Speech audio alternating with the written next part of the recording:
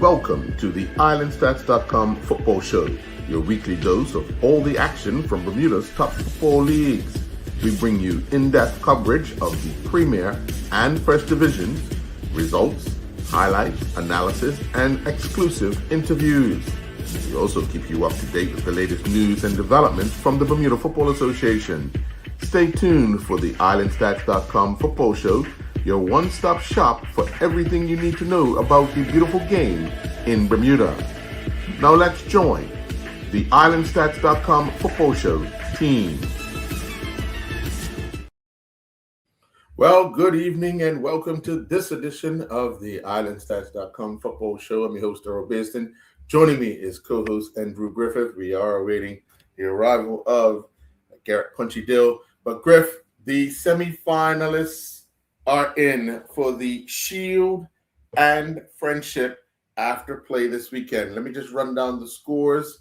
In the Friendship, it was Devonshire Cougars 4, Young Men Social Club 2, Dandytown Hornets 3, Boulevard Blazers 0, North Village Rams 2, St. George's Colts 1, and Crossroads 2, Devonshire Colts 4 in Shield. We all know that Wolves got the bye after Hamilton Parish pulled out of the league. They were drawn against Hamilton Parish before Hamilton Parish pulled out. So it was Somerset Trojans 4, St. David's 0, Somerset Eagles 1, Southampton Rangers 0, Robin Hood 11, Vasco 0. So, Griff, the 8 teams or the 4 teams in each group will be as follows: Devonshire Cougars, Dandytown Hornets, North Village Rams, and Devonshire Colts are in the draw for the Friendship semifinals, while Wolves, Somerset Trojans, Somerset Eagles, and Robin Hood are the draw for the Shield semifinals, which will take place tomorrow at the Bermuda Football Association at the Clyde Best Center of Action Boardroom at some point tomorrow. But let's start off with the first matches on Friday night. We'll do all the Friendship matches first. On Friday night, Devonshire Cougars got the better of Young Man Social Club. Social Club scored early, but could not hang on to that lead and eventually bowed out. But Cougars of late, are you impressed with how they've been performing, scoring goals of regular? It's got to be a little concerning that I think they're giving up like 2 goals a game, though, on an average. We talked about this last week. They have a lot of skill. They move the ball well and they can score, but they give up goals every week. So until they fix that, you have to wonder about them. Like, well, are they legitimate contenders? You can't. The good teams that win the league and win trophies are the teams that don't give up goals. Yeah, you're always expected to score. You can win a game 1-0, but yet you can't keep giving up a lot of goals each week because good teams will crucify you, and then you're gonna have to score 5 or 6 to win. Yeah, well, they're doing that part. They're outscoring their opponents to keep advancing. Looking at it, if you were Devonshire Cougars at Devonshire Rec tomorrow, who do you want out of that draw? You've got Dandytown, North Village, and Devonshire Colts. Who do you want? Yeah, Cougars.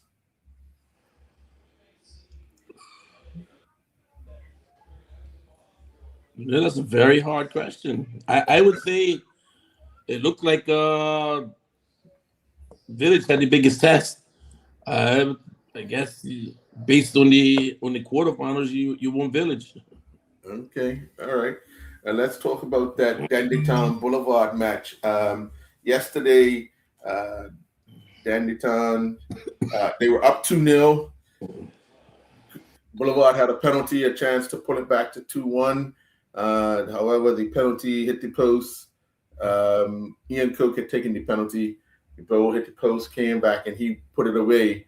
But I'll let you explain as a referee why the goal was not allowed. I believe on the rebound, you can't be the first player to touch it. when it Right. comes back. You can't be the first player to touch the ball after it has not been touched by somebody else. Yeah. So if the goalkeeper would have saved it, Yeah. and we're joined by Punchy now, you can't be the first one to touch the ball after it rebounds. So unfortunately, that goal. So what was it? Was it a goal kick coming out after that? Free kick coming out. Free kick. Okay. Yeah, free kick coming out after that, and then Boulevard. Ton would score again in the second half. That was all in the first half. So that plays into what we say every week. And Danny Town plays some good ball. They'll score, but after that, when they get up, it seems like they coast and they don't kill teams off. Maybe they're waiting for the second half of the season to do that. I don't know. It's something that the coaching staff, Punchy was talking about the Devonshire Cougars Boulevard match yesterday. Maybe the coaching staff to continue to be, on the back of the players, not just at the half, but during the game as well. You mean Danny Town in the Boulevard game? Is that what you guys talking about? Yes. Yeah. And I still, they're going through a transition period. Collectively, I still think that he's trying to remember he's by himself now. He's coaching. That's him. He's the leader of the team. So his concept is what I think. You guys. His thought process of how he wants his teams play. It's still a little bit. It's not there what he wants, especially in a country like I just think that his ideas. You could see at times they play the very good. When they pass the ball around, you can pass the ball around, in what area do you make? What are you really effective? But what I do notice is, you guys notice that they don't get goals scored against them a lot. You notice that? Yeah. Defensively, I could say that they're doing good at that part. But when I seen them play against Soaps Club, and I thought that Devonshire that they look like, I wouldn't say the program, but I just think that there's a lot of good players in that team, but there's still something missing in terms of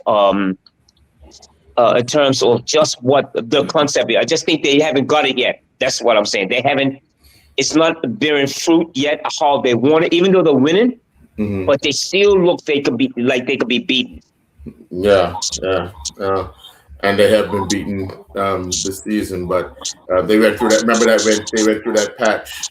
That's where things weren't going well, but it seems like they've turned it around a bit, and everybody's enjoying playing football again.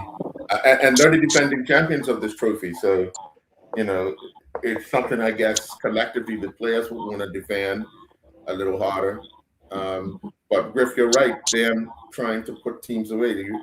If you got an advantage, you want to kill off a team. Yeah, don't let them think that they have a chance. You want to make them later on. So you cruise through the game, but maybe they get there and they think they're cruising. But again, like you're saying, Daddy Con doesn't give up a lot of goals, but getting a shutout against a team that we have pegged for relegation that doesn't really score goals, that's not much to brag about. Yeah, I just think, that's a good point too. I just think that when I saw that game against Soaps Club that Sunday afternoon out at Devonshire Rec, that the Soaps Club had a lot more quality. Right. They could have possibly won that game. That was a possibility. I just think that when sometimes the thing is, they have a concept, but if that doesn't go well, what do you do other than that? I think that's going to be their dilemma in terms of if you can figure teams out, okay, let's high press them. Let's put more pressure on certain people in certain areas.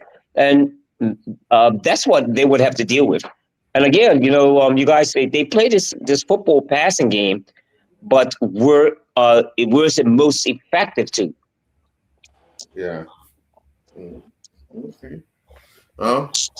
Let's move on to last night's match at Bernard Park, where North Village defeated St. George's 2-1. There's a lot of talk about a goal being ruled offside for St. George's,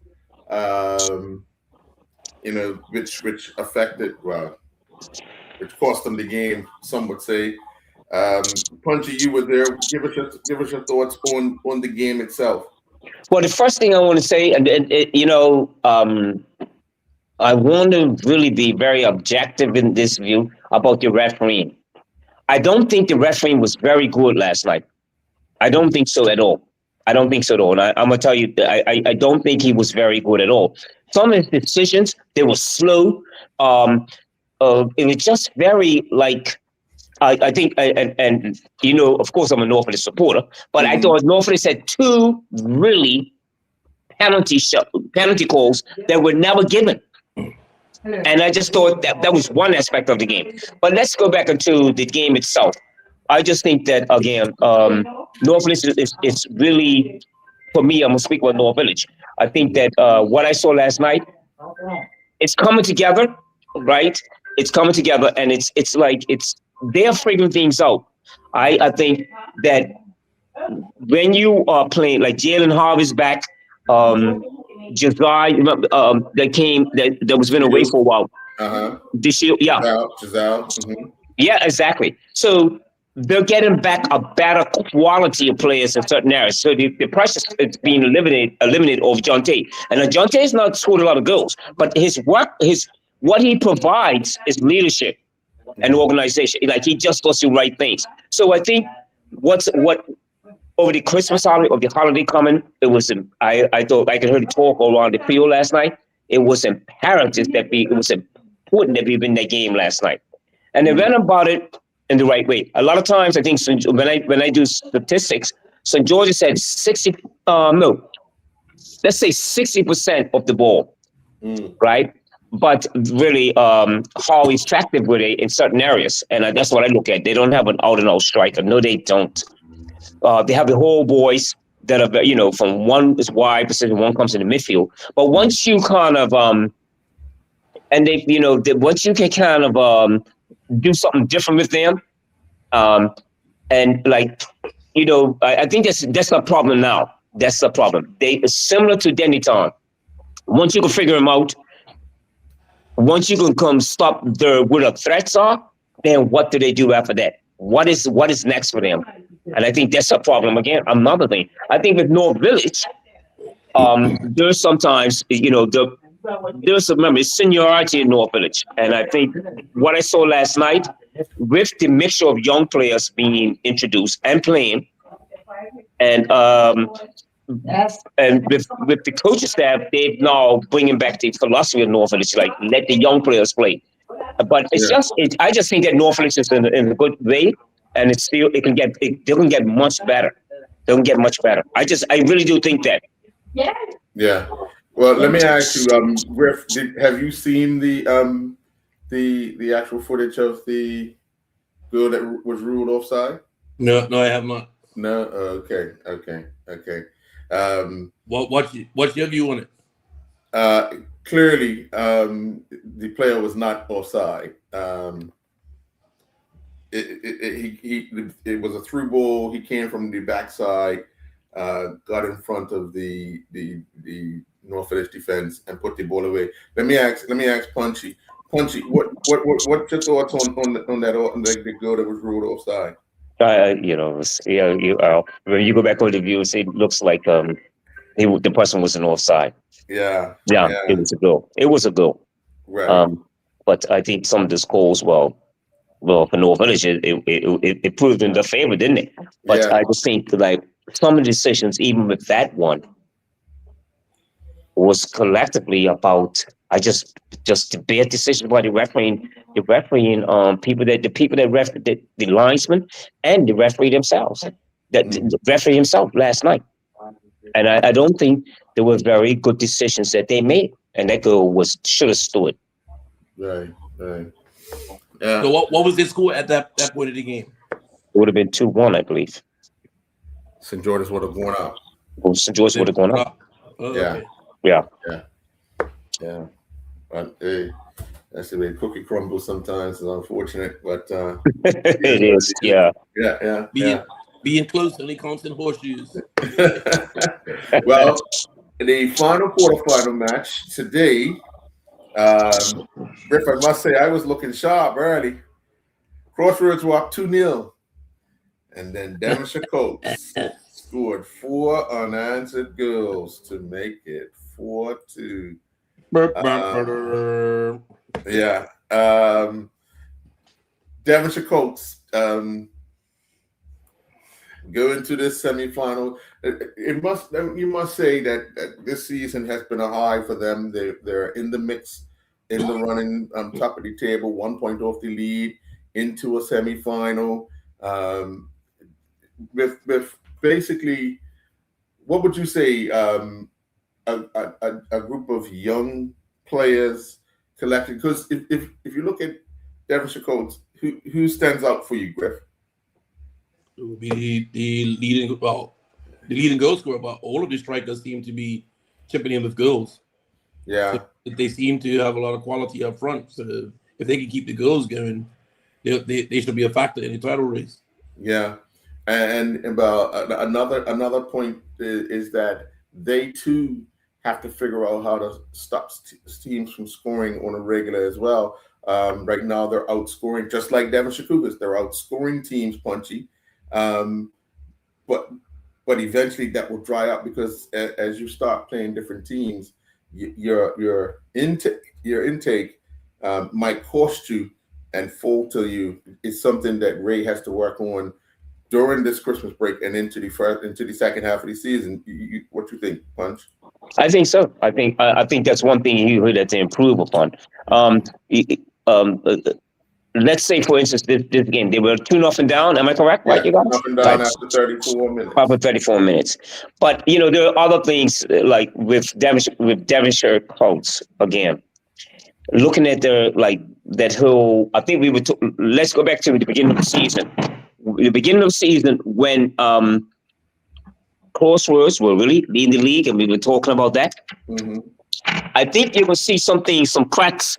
You will see some things that Devonshire Colts are going to have questions going to be asked about defensively. And that's what's going to happen to them. How can Ray stop?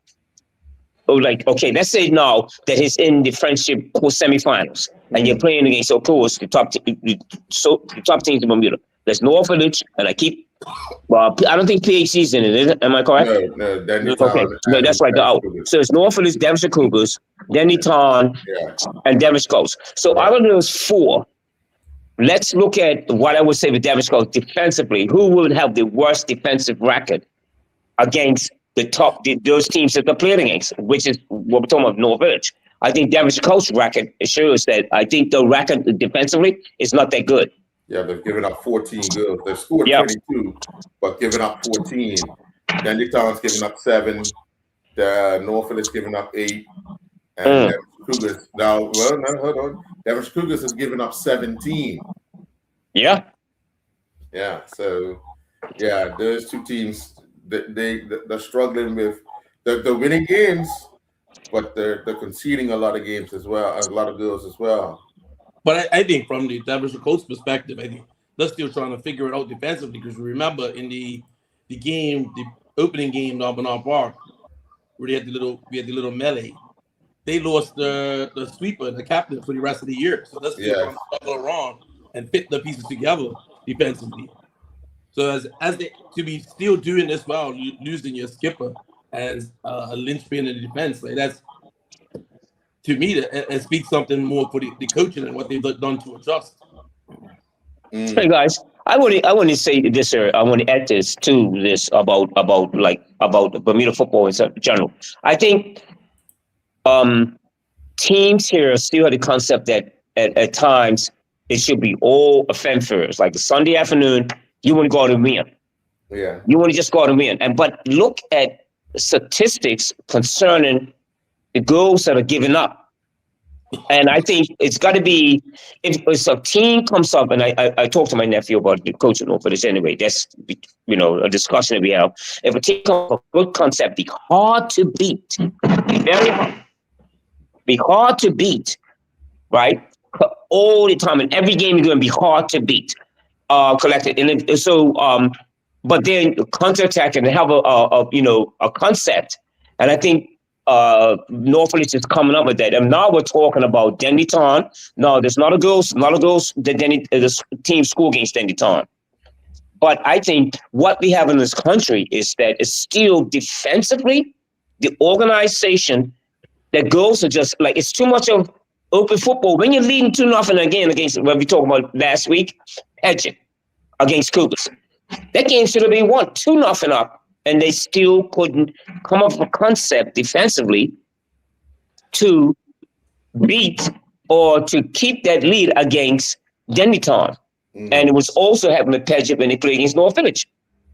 So I'm just hoping that, that maybe we're talking about the concept of Bermuda football in general. When we come to play, it's not bad to play very attractive football, but it's bad when you just give up these goals when you're trying to play attractive football and you're passing the ball around. But yet, it looks like as soon as the team counterattacks on you, they're going to score. So I think that should the coaches that now that level should be looking at how to set the teams up defensively. And I think it's not bad to go to a game and see a team win 1-0 and shut another team out. And how it's done it's most important too. I think, in Bermuda still, we want this Sunday. Everybody wants to play with flair. Yes, we can. But let's add something other than just open the game up and everybody just open soccer. And, like today, like Crossroads, 2-0 up and 4 goals scored against them. I don't think that's very good, you guys. I don't think that's very good at all. Yeah, And I think the now generation, nobody wants to go see a 0-0 game. People be pissed off. But they're also that's a good point. But even they're also entertaining 0-0 draws. Exactly. That's right. Exactly. That's for people that's got a lot of gray in their beard. Y'all appreciate that. You mean us three? Maybe 2 of you.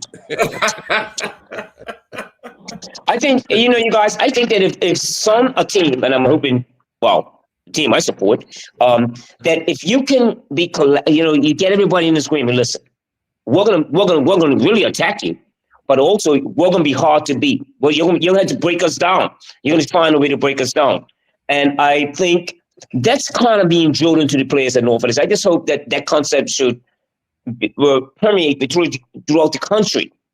See, look at the score. Look at the score last night. What it was? Vesco and Robin Hood. What was it? 11? 11-0. Yeah. 11. So, it was you know what they describe? What you're describing? You know what they call it in England? Parking the bus. People hate that. Yeah. I'm not saying that it's going to be ugly football, you guys.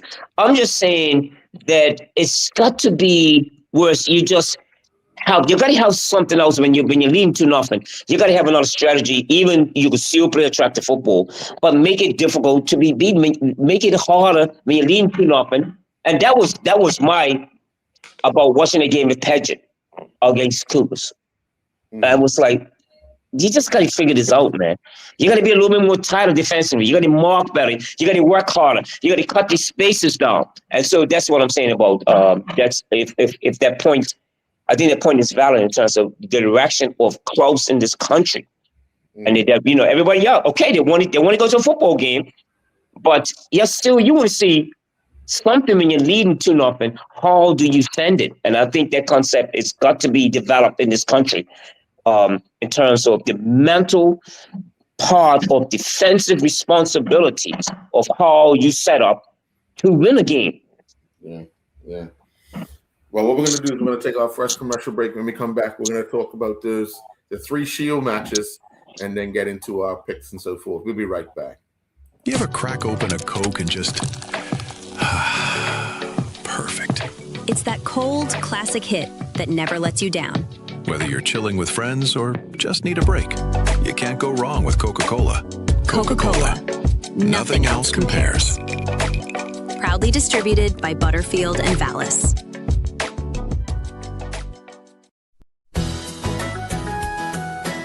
In Bermuda, Christmas just wouldn't be the same without Barrett's Ginger Beer.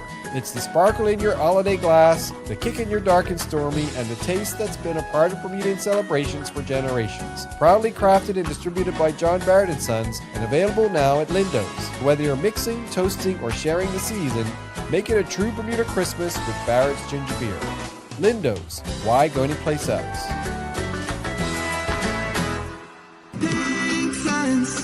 Beneath the clear blue sky, where the ocean meets the land, and the long-tails fly in Bermuda. Our hearts belong to this beautiful island. As an island, we are strong, proudly Bermudian. In every single way, from the sunrise to the sunset, and every single day, over 135 years. It's been clear, Paige Silas, proudly Bermudian, bringing us near.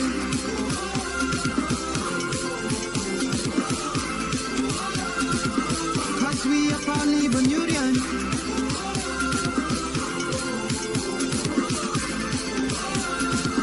Digicel is proudly Bermudian.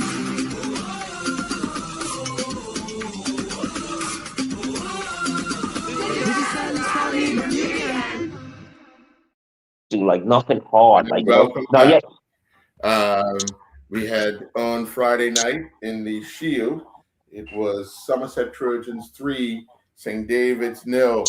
Somerset coming off of that defeat at home to Robin Hood, looking for a spot in the semifinals.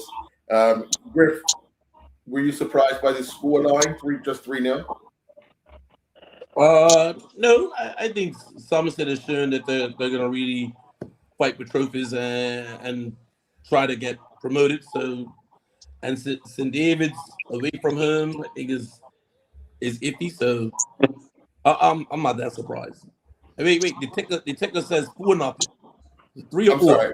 sorry, 3. It was 3. 3? Okay. Okay, it's 3. Yeah. So Punchy, you look at a team like Somerset, and they've been marching in the first division. Obviously, got stopped. Last week, but we had Jensen on a few weeks ago. What's your thoughts now that they're in the semifinal? We reached the halfway mark.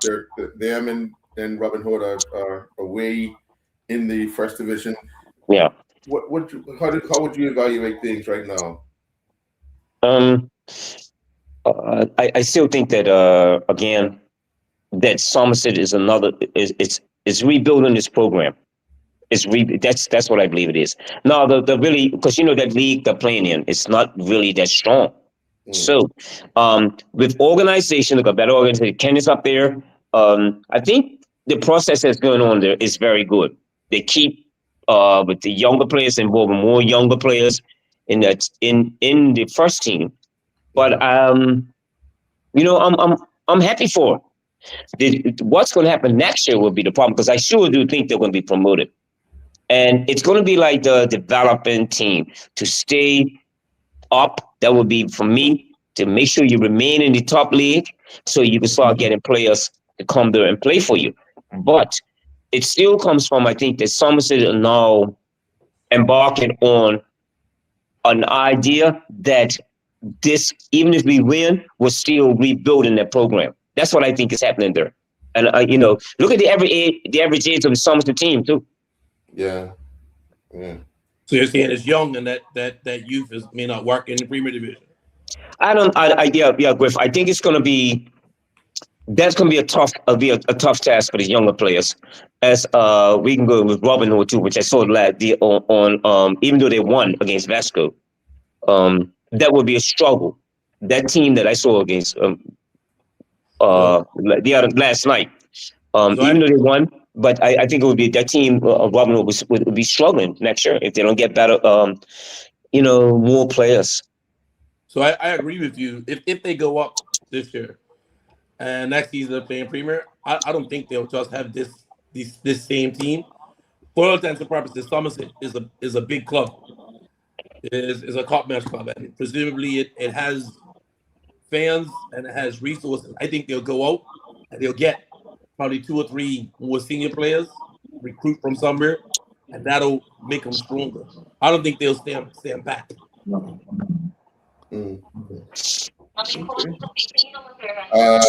Well, let's move on to yesterday, the early Shield match with London Rangers defeating. Somerset Eagles defeating Southampton Rangers 1-0.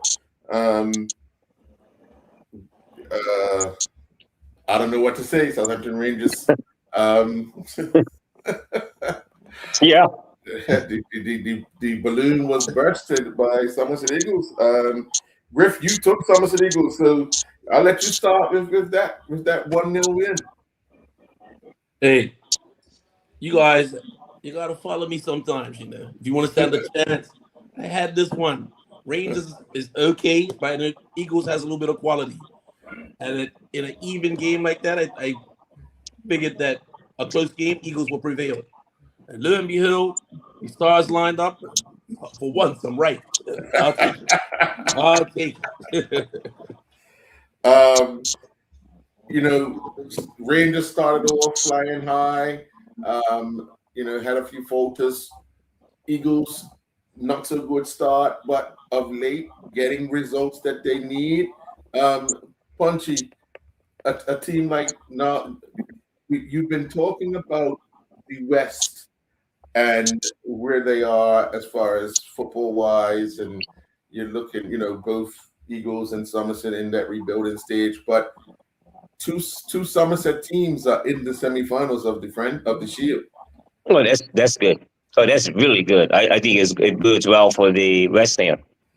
It does. I mean, because we guys look at our picks. You and I pick Rangers for sure. Yes. Yeah, for sure. And then all of a sudden, so what's that's a question for what's happening at Rangers also. But where's the I just final? think. Where's the final? I couldn't tell you. I don't know. I can tell you. Yeah, I can tell you. Yeah, that's a good question. That's a very good question. I'm not sure if that's right though. What's the source? Do you think the final is? I heard Somerset, but I'm not sure if that's right. Okay. Well, yeah. Well, they're going to do the semifinals first. We don't even know where they are. Yeah. Could you imagine a final with Eagles and Trojans? I think that would be a big final. Yeah. One of them's got to get across Robin Hood. Yeah. Yeah, especially if it's in the West. But it would be. Yeah. But there's again the transition. About we're still talking about clubs. Like what I have to take my hat off to is that what's happening at Rangers. With Butch, Butchell, and what he's doing there. And you guys, it's not going to happen overnight for what Rangers are trying to do there. Mm-hmm. It's not going to happen. I think is it Marcel Hunt has been up there to coach him now from PHC, right? Yeah, Hunt. Yes. Hunt. Yes, not but then what does he have up there? Quincy. Quincy Hunt. Yeah. Quincy Hunt. Okay, but what does he have at his disposal? What does he have in terms of quality of players? What does he really have? And that's a question that's why we guys have already picked who we think is going to be promoted. I think Rangers, and no disrespect to Rangers and Somerset Eagles, but they're still, they're still just building. We're kind of figuring out what they're really doing there. But I think out of all of them, out of those two clubs, Rangers seem to have a better direction where they're going. Right. Okay. Why you say that they have a better direction? I just think, the program what Butch is doing. Remember, that's still a very two sport club now. So when you take Herbie Bascom up there and look what they've done for cricket, so that's a plus for them. Now they're going to start, because remember, for a while, the cricket program fell behind, and then the football program picked up. Now it seems to be reversed, especially the trouble they've had up there. The trouble they've had up Rangers. So it's but Butch. I speak with Butch, and with Butch, and he's really doing a job up there for the community wise, and what he's trying to do, bring the community back. But then also about when we're talking about after you bring the community back, what do you have in terms of rebuilding your football program from the juniors up? And I don't know if Rangers have a very good football junior program up there. So if they do good, where are the better players if they go up, if they get promoted? They're not going to get promoted this year. I can assure you that. But what would happen next year if they do get promoted? They need better players for sure. Mm. Yeah. So I get what you're saying about Butch and the management, but management doesn't school girls as the players. they're going to need the better players they have to step up and do things. Yeah. Not being able to get by Somerset Eagles, that's indicative of where they are. So if you think Eagles is a little bit further ahead of them, then Rangers is basically a mid-table team, and they got a long ways to go before they can think about promotion. Yeah, it's funny. We discuss these matters about these certain clubs that used to be like they had such a huge following and how the country is going now. Where do they get the quality from? Where do they get young good players from? Where do they come from? It ain't too many players that are going to play for Rangers if they get, it's from work. And I think now, as I talk to more and more younger players, they want to come back and play for teams that are more progressive. Like the Robin Hoods, the Villages. That's what they're heading towards. And that's the talk that I hear now. Younger players come, especially ones come back from school, also. The good thing about a positive for Rangers is they have somebody like Quincy Hunt who coached at PHC, who coached a lot of young kids at PHC who may feel as if, okay, I can't make PHC side, let me go and join a program that I already know who that person is and can help out. It's next door. I ain't got to go far. So that's a plus that could be a plus for Rangers for even next season. Once people realize, or once players realize what Prince is trying to do there with the program at Rangers. So, we just have to wait and see what they get, because like you guys said, they need to pick up some players. Even if it's just to have bodies in the team, but they need to pick up some players and change a little bit of the fortune. That's for sure. All of us, the three of us have been around the block a few times, so let's talk real. So teams that they need players, just saying players want to come back and they want to play for a progressive club.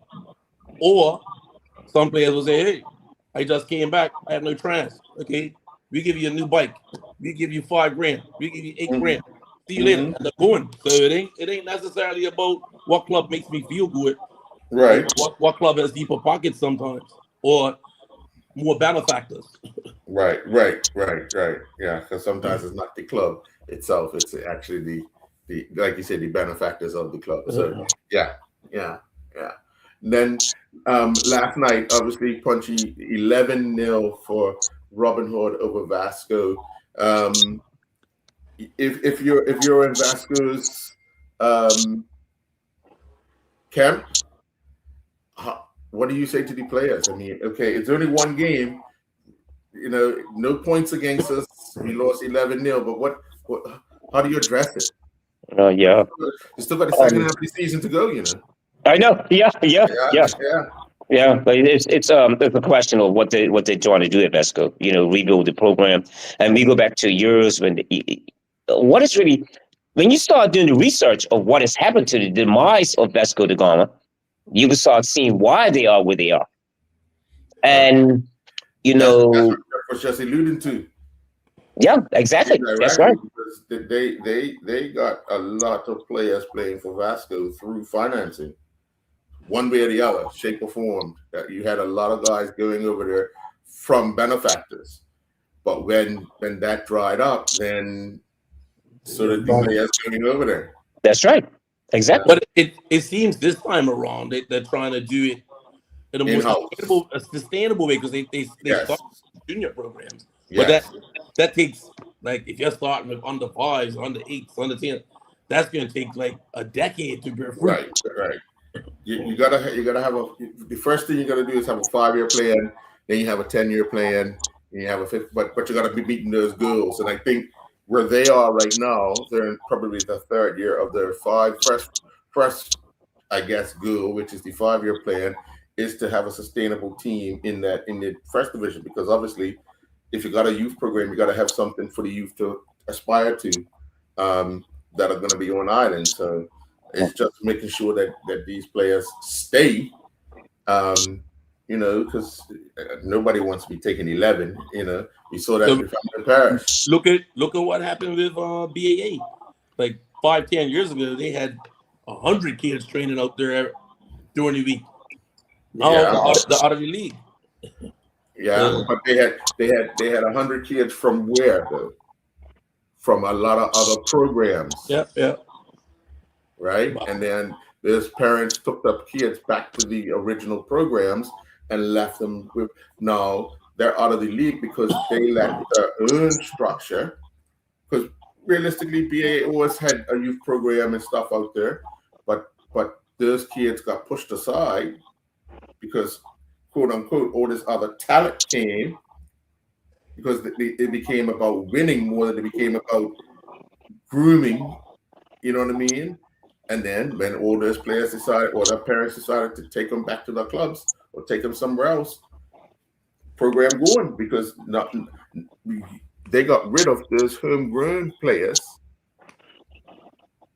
to try and get success.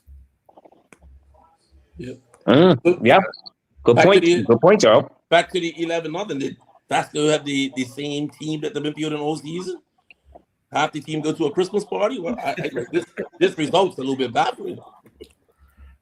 No, I just think no. Well, Robin Hood, to be honest, Robin Hood's gotten back a lot of kids from overseas. That's the difference. Yes. So they have more players in. Yes. And you know, they got an injection of I guess more life into the team, and you know, really dominated.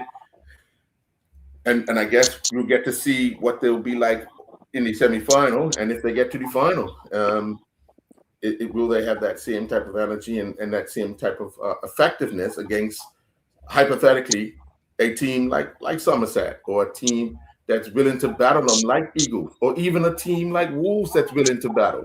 You know what I mean?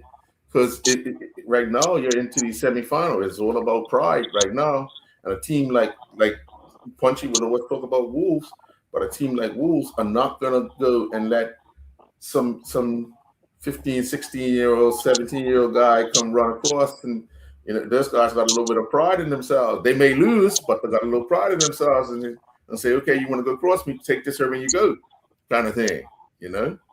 That's a very good it's, you know, a discussion in terms of these type of clubs, development clubs, and like Wolves. It's not a development club, it's already an established club, but it's still struggling. But I think you guys are talking about that. We'll get into the same point about development, and if the players get older, what do they move to? And how do you recruit them? I think Vesco, like Griffin was saying, Vesco, now you got to go out and recruit people. You got to actually do more homework now, because less to pick from. You got to actually look, would you like to come play for Vesco? This is what, you know, this and that. Well, so I think they're suffering from that also. Teams like Vesco, of course, we're talking about teams like, it's going to happen. It's got to, even at Somerset Eagles, if you're going to start thinking about promotion, you got to think about recruitment now, because you're not got the players up there that's going to keep you up, and that goes for Rangers too. So Robin Hood will probably have to be thinking about the same thing. Somerset are different. We're talking about a different type of what's happening up there. I think they're going to be okay to be promoted, but to stay up, that will be the dilemma. So, you know, getting back to that thing about Vesco and where they are now, well, it's a case study, I call it, in terms of what's happening in Bermuda itself. Yeah, definitely. So if you're saying that a lot of Robin Hood has a lot of players that are back in for Christmas, and then the fortified, and they should pretty much run through the semifinal and the final. I don't think so. I think Somerset's still going to be a real. That's what I think is going to end up in the final. Somerset and Robin Hood. That's what who comes out of the draw tomorrow. That's true too. Like Griff said earlier, it'd be a very interesting draw if Somerset and Robin Hood play in the semifinal, and Wolves and Eagles play in the other, and Eagles somehow get through and Somerset get through. And that intriguing as well. It'll be interesting if Devonshire Cougars and Devonshire Colts made the final. How's that? Yeah, that'll be very interesting. Yeah. Hey, you should probably set your picks up to pick that.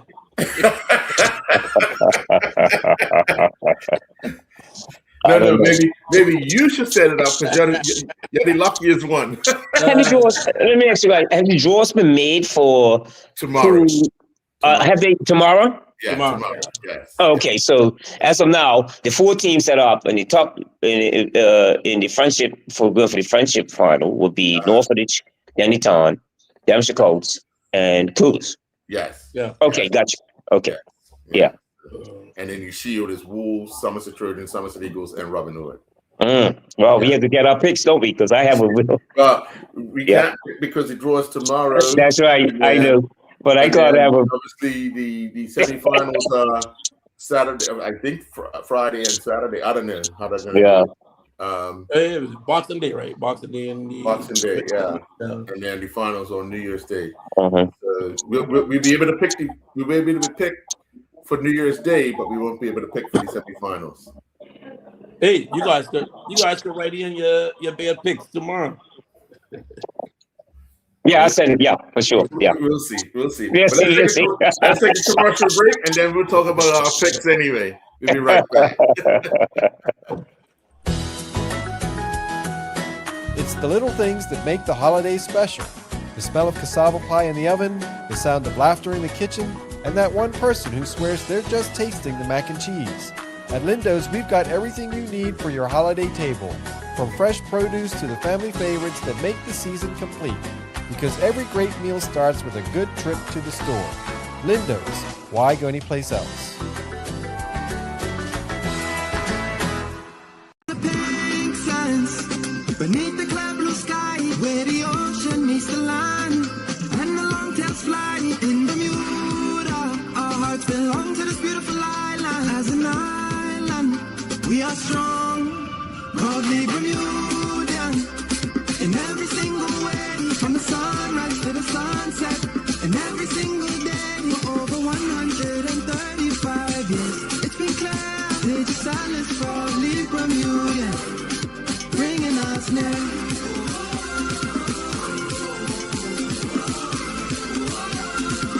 Cause we are proudly Bermudian.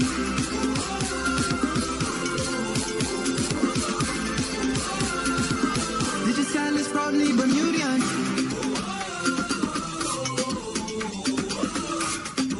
Pages Silence, proudly Bermudian. You ever crack open a Coke and just perfect? It's that cold, classic hit that never lets you down. Whether you're chilling with friends or just need a break, you can't go wrong with Coca-Cola. Coca-Cola. Nothing else compares. Proudly distributed by Butterfield and Vallis. No, I'm sorry. And welcome back. Well, we had those picks from last week. Let's take a look to see how we done. North Village versus St. George's Colts. We all took North Village, and North Village won that 2-1. Social Club and Devonshire Cougars. We all took Devonshire Cougars. Cougars won that 4-2. Dandytown and Boulevard. We all took the Boulevard. We all took Dandytown Hornets, and they won that 3-0. Crossroads and Devonshire Colts. I took Crossroads. I had faith in Crossroads. They let me down. Punchy and Griff both took Devonshire Colts, and Devonshire Colts won that 4-2. Somerset Trojans and St. David's. We all took Somerset Trojans. Trojans won that 4-0. Somerset Eagles and Southampton Rangers. Punchy and I took Rangers. Griff, you took the Eagles, and Eagles won that 1-0. Robin Hood and Vasco, we all took Robin Hood, and they won that 11-0. So at the end of the day, I got 5, Punchy got 6, Griff, you got 7. And for the total, Those are my fans. oh, your fans. Okay, so for the total, Griff has 55, I have 51, and Punchy has 50. So what we will do is we'll write in tomorrow after the draw, and take our picks to see how we make out in the semifinals, and then obviously we'll talk about that in the final, before the final. I do want to mention we had the presentations for the first 2 months of the coaches and players of the month. We had Ray and Sanaj for the coach and the player of the month for October. And then we had for the player of the month for November was Detroit Bell. And the coach of the month for November was One Day Bascom. Yes. So congratulations to them. And next week we'll be picking the player of the month and the coach of the month as we come to the end of December. We come to the end of the year. And we will then look into January when things kick right back in league play. But gentlemen, it's been real. I want to say season's greetings to both of you.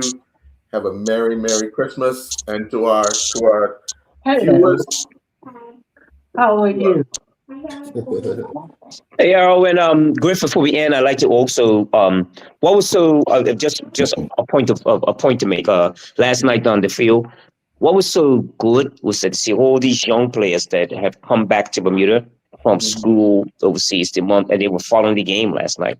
And the amount of young people that were down into the game, and so many young footballers are doing really well outside this country, playing for colleges, playing for college in the United States and Canada. And so my point about all this is that there is really a growing talent, and mostly talent leaves the country, goes away to school, and they come back, but they still feel like, they come back to their country for the Christmas holidays. There's an abundance of talent here. And it's like amazing that I think our national programs have got to pay attention to this.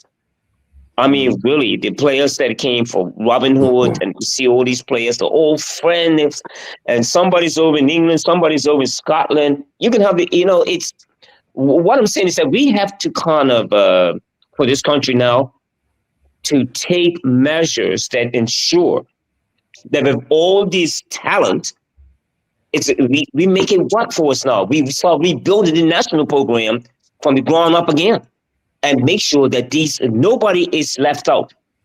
We do the research, and I'm saying the point that I'm making here, you look at all the parents that are there, that come, they're spending money to get the kids, and the work that they put in, but yet when they come back to this country, and there's nothing in place for them. That's what I'm saying about this country. I'm not pointing fingers at people.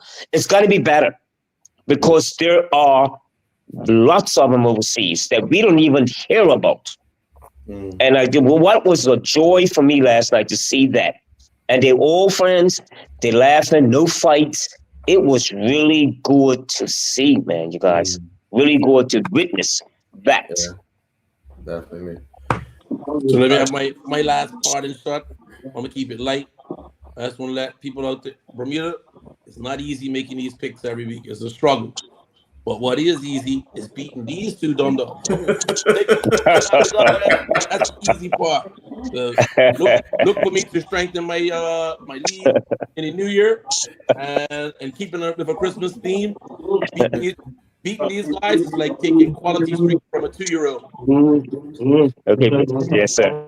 Well, we want to end this program with condolences to the Jimmy Tweed family. The Colts. Jimmy, well-known footballer, Devonshire Colts, well-known person, full of life, always willing to give advice, worked hard when he was playing. Punchy, obviously somebody that you would have had battles with over and over. So I'll let you finish just your thoughts on Jimmy Tweed. Oh man, what a personality, a good, just a very good person and a good footballer, very good footballer, man. And true, one of the old stalwarts of club I started with, club I end with. And, he's just a very good person, man. He's very nice. Whenever you see Jimmy out, he used to be, hey, village, and the conversation come about football. But his personality was, just a great person, man. Seriously, guys. Yeah. I was shocked when I heard it too. Yeah. You know. So to the Tweed family, to the Devonshire Coast family, you have our condolences, and we will sign off. Good night. Merry Christmas. Okay, Merry Christmas, guys.